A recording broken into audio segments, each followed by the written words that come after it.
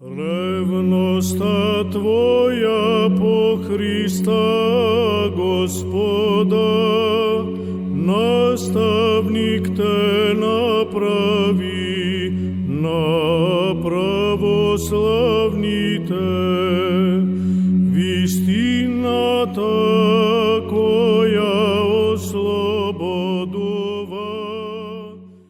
Ми се допадна, земав пенкалце да запишам една реченица: архитектура на комплицирани односи. Тоа е македонскиот 19 век. Ако бараме нешто позначајно за ова денеска ние што го живееме, за нашето денешно живење, односно за, па да кажеме, целокупното светско, општествено, политичко однесување во 21 век, ние мораме да го бараме во 19 век. И често пати потенцирам, нагласувам, се расправам, 19 век е најзначајниот век во човековата историја. Може би грешам, може би сум пристрасен, бидејќи се остручив предам 19 век, меѓутоа секогаш тврдам дека 19 век е најзначајниот период за светот, а уште позначен, може би најзначен за македонската историја, особено поради тоа што во 19 век се јавуваат такви личности во нашата историја, такви движења, такви процеси кои што го оформуваат македонскиот идентитет. И без тие процеси, настани, личности, дела, ние денеска не би можеле да седиме овдека и да разговараме, да покренуваме вакви прашања. Што го врзува Крчовски? Една мала паралела сега додека колешката Славица Петровска-Ѓорѓевска зборуваше, размислувам што би можело Крчовски да го поврзе со ова наше денешно излагање овдека. Неколку нешта, меѓу кои и потребата од меценство, потребата од високи интелектуалци кои што го ценат интелектуалниот труд и кои што покренуваат иницијативи на културен план. А во своите митарства, тоа е една од книгите на Крчовски, на задните страни, како што е впрочем практика на книгите на сите македонски преродбеници од првата половина на 19 век, стојат предплатници на книги. Тие предплатници на книги однапред му давале средства на авторот, во случајов Крчовски, за да може своето дело да го отпечати. А тие книги ги печатал во таа прва македонска генерација, ги печатале далеко, во Будим. Значи, печатени се таму со црковно-словенски букви и носени назад. Во тоа време тој пат и не бил така едноставен, немал автопатишта, немал авиони. Па дури ретки биле тие интелектуалци кои што развивале таква интелектуална свест. Сега, врската со меценството, со финансирањето на книгите на Крчовски од некои што ја сакат уметноста, културата, науката, можеме да го поврземе со ова денешно наше собирање, благодарение на фондацијата Вечна, која што на ваков начин успева да мобилизира една критична маса која што знае, што очигледно знае што сака, која што има свој однос кон македонскиот идентитет.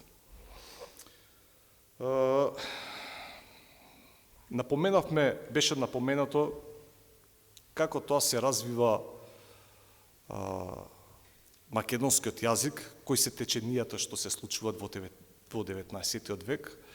И навистина едно од најзначајните работи е тоа што Крчовски, Јоаким Крчовски, заедно со Кирил Пејчиновиќ, меѓутоа, ние го забораваме, така малце, дали е тоа наш менталитет, ние ги забораваме купиштата, големиот број македонски интелектуалци кои што оставиле трага.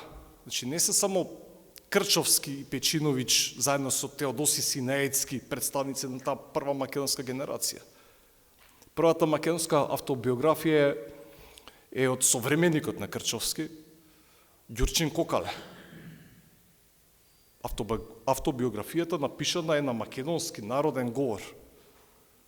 Го забораваме Анатолий Зографски, кој што е таква фигура во македонската историја, кој што ние така едноставно умееме да ја премолчиме, да ја подзаборавиме, а Анатолий Зографски бил кум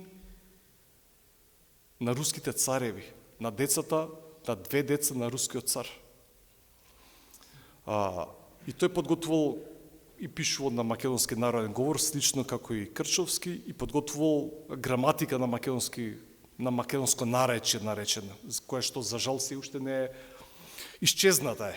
Така, од македонската историја често пати се случува да исчезнуваат документи кои што ја покажуваат нашата самобитност. До душа сме имале среќа да имаме такви пријатели, такви околни држави кои што имале свој интерес кон Македонија, кои што спречувале тие појави, дела и автори за да проникнат подлабоко во македонската интелектуална маса, за да овозможат да постават темели за една македонска држава, за еден македонски кодифициран јазик, стандарден јазик, или во најмала мера сме имале таа несреќа да бидеме спречени да формираме, да создадеме институции во 19. век. А познато е дека институциите ја сочинуваат, ја прават државноста. Осем Крчовски, кој што пишувајќи ги тие поуки, кој што, еден наш македонски познат историчар од постарата генерација, Харалампие Поленаковиќ, дел од тие дела ги нарекува и први македонски раскази. Тоа е прашање. Колку е тоа така, бидејќи биле преводи, дел од творештвото на Крчовски превод од грчки јазик, сепак и тие преводи, и тие оригинални дела се обнародени на јазик лесно разбирлив до пошироките маси. Тоа е првиот чекор кон создавање на македонска книжевност и прв чекор кон формирање, па да кажеме и некаква институционализирана форма на пишување, бидејќи и Крчовски и Печиновиќ користат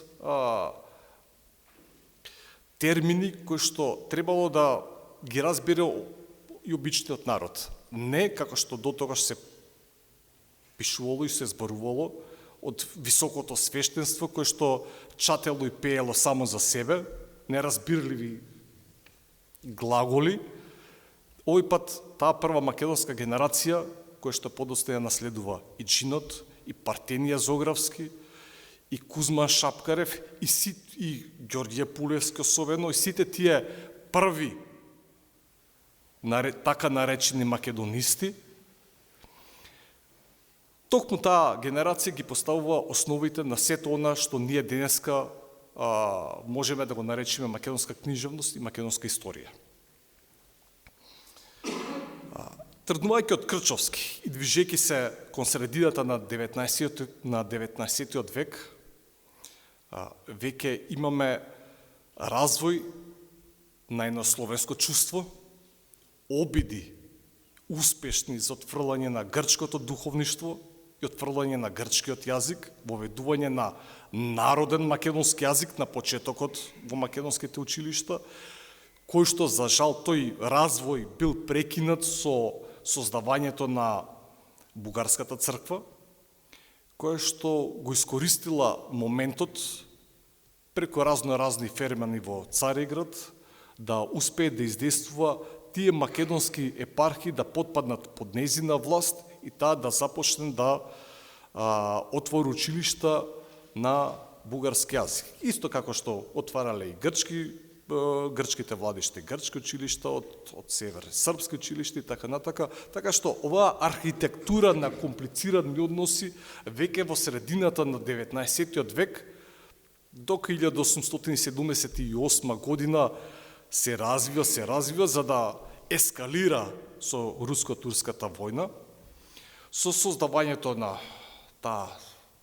на тие договори, Берлинскиот договор, Сан-Стефанскиот договор и Македонија да биде отворена, да настане едно поле не на културен надпревар меѓу народите, како што викал Гоце Делчев, туку едно поле на прекршување на влијанија и интереси на соседните балкански држави, меѓутоа и да не забораеме и на поголемите сили, особено на Австро-Унгарија и на Руската империја, кои што имале интерес преку Македонија, преку таа Моравско-Вардарска долина, да излезат на Солун, на топлите мориња, Солун како најголем трговски центар, кој што пружал можност да се тргува со Европа и со Азија и со Африка.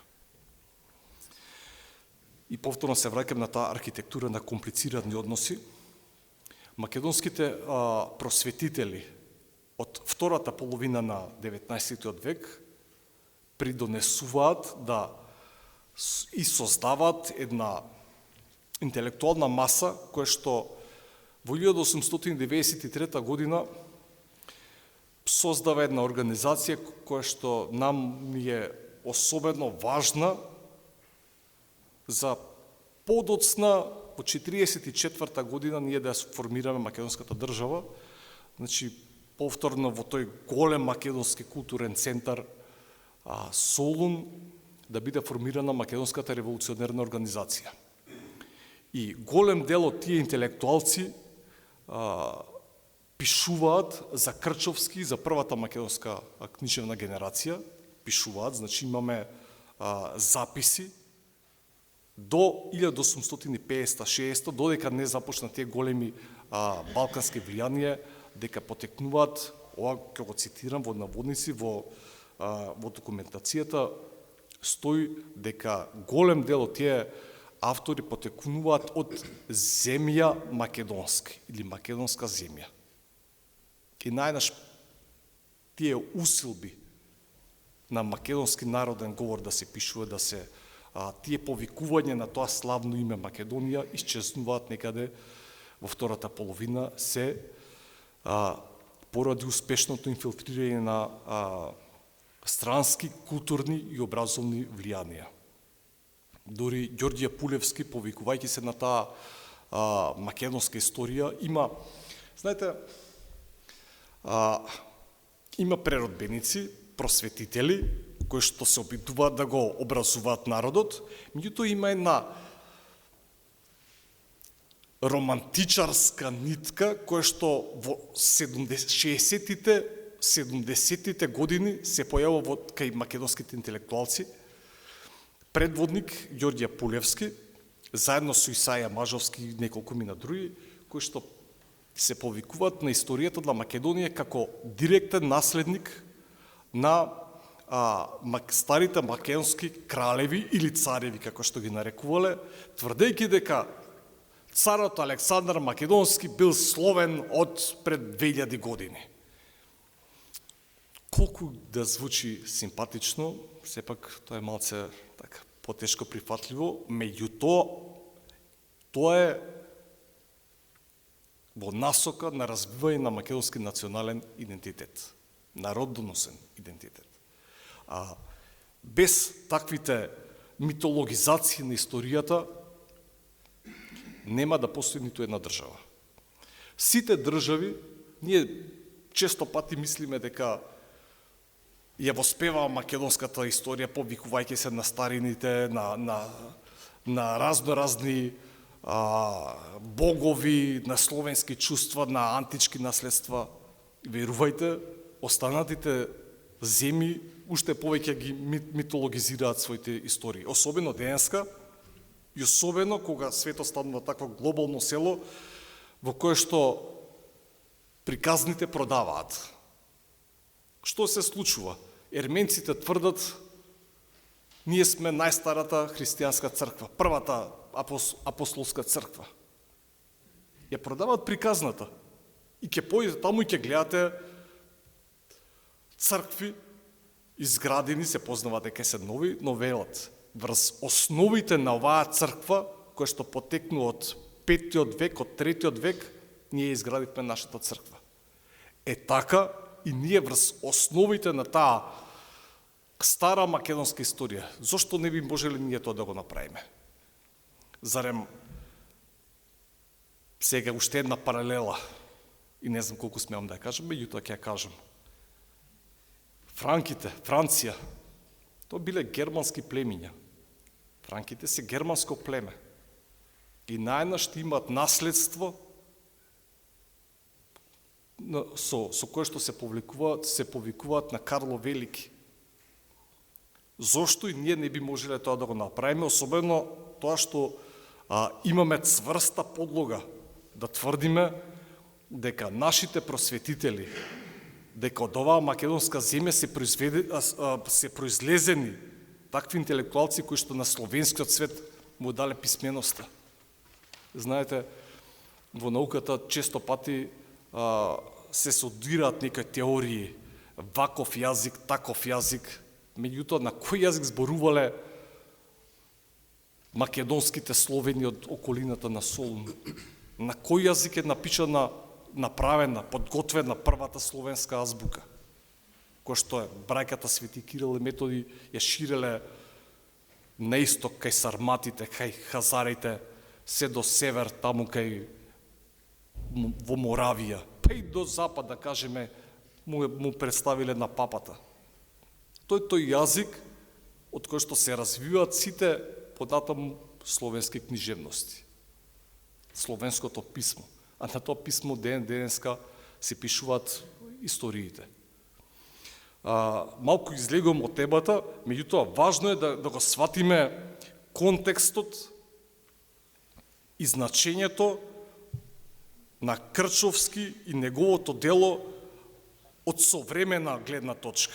Бидејќи и Крчовски, и Кирил Печинович, и архимандритот Анатолий Зографски, и Ѓурчин Кокале, и редицата други македонски просветители во тоа време, првата цел им била описменување на народот. Да ги оттргнат, еве како што спомна колешката Славица, тие суеверија. Човекот штом знае да чита и да пишува, подоцна е многу лесно. А овие книги што ги подготвувале овие македонски просветители, книгите на Јоаким Крчовски, ја дават основата човекот да научи не само да чита и пишува, туку и да размислува со сопствена глава. Штом човек научи да размислува со сопствена глава, подоцна се полесно. Јас би можел на оваа тема да зборувам уште многу, мисля, че нека го пречекорувам времето. Ке ви се заблагодарам што ме сослушавте и се надам дека доколку имате некакви прашања, би може да поразговараме на оваа и на други теми. Благодарам уште еднаш.